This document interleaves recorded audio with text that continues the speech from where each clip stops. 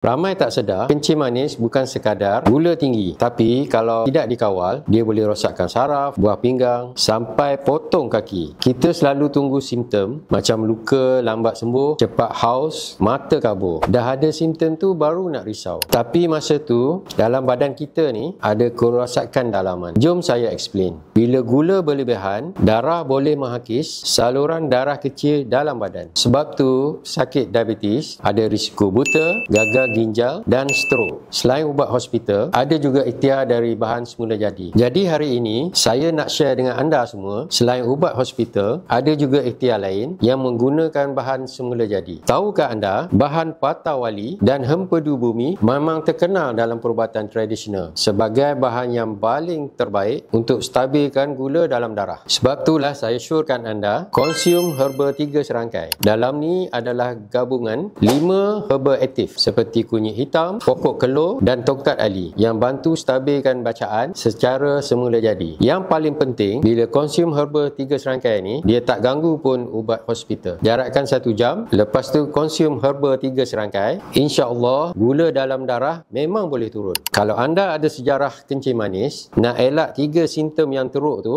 boleh mula ikhtiar sekarang dengan herba 3 serangkai ini.